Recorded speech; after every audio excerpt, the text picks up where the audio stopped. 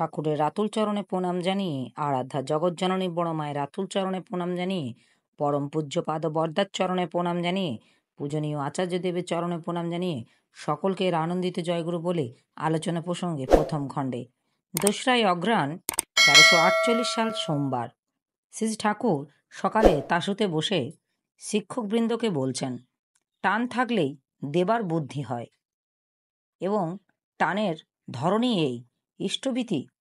তখন আর বলে বোঝাতে হয় না। যে বুদ্ধি যে স্বার্থ বাধা দেয়, ইষ্টভীতি করতে থাকলে তার গোড়ায় ঘা পড়ে। আস্তে আস্তে ওই করার পথে তা নিয়ন্ত্রিত হয়। একটা বড় চুম্বকের সামনে যদি আর একটা ছোট্ট চুম্বক থাকে এবং দূরে একটা সূচ থাকে, তাহলে সূচটা সহজে বড় চুম্বকে গিয়ে লাগতে পারে না। ছোটোখাটো বৃত্তি ইষ্টের পথে ওই রকম বাধা জন্মায়, আর টান হলেই দোষ দর্শন থাকে না, অনন্য চেতা হয়, সবটাই উদ্দেশ্য বোঝে, অর্থ খুঁজে পায়, প্রবল বোধ শক্তি সম্পন্ন হয়।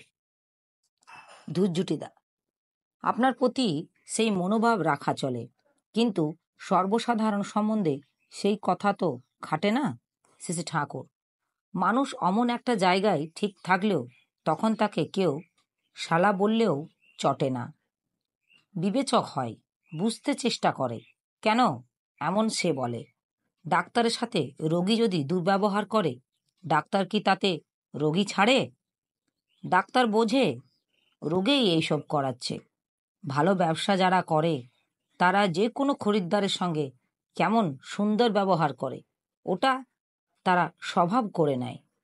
যারা যত আত্মকেন্দ্রিক, তাদের পরিমাণদর্শিতা তত কম, অজ্ঞতা তত বেশি। আরও একটা জিনিস, ভালো কথা যখন যা শুনবি তখন তখন সেই অনুযায়ী কাজ করা লাগে, 5 জনের মধ্যে চারিয়ে দেওয়া লাগে, নচেত জেমস যা বলেছে, সুযোগ হারান, এ না করলে চরিত্রে বা মাথায় তা থাকে না। প্রফুল্ল, নিষ্ঠাবান এবং আপোষহীন পথে চলতেই হবে, কিন্তু তাতে অনেক মানুষের সঙ্গে বিরোধ না বাঁধিয়ে উপায় নেই। তাতে অত্যন্ত রূঢ়ভাবে প্রতিরোধ করা দরকার হয়, ওতে কিন্তু মনটা কেমন লাগে। শ্রী ঠাকুর, নিষ্ঠাবান ও আপোষহীনতার সঙ্গে মধুর কথাটা যোগ করে নাও। সত্যম ব্রয়াত প্রিয়ম ব্রয়াত।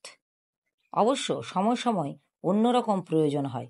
কেষ্ট ঠাকুর যে এত কুরুক্ষেত্র কাণ্ড করলেন, শিশুপাল বধ করলেন, সবাই কিন্তু তার অনুকূলের প্রীতিপূর্ণ নিরোধের।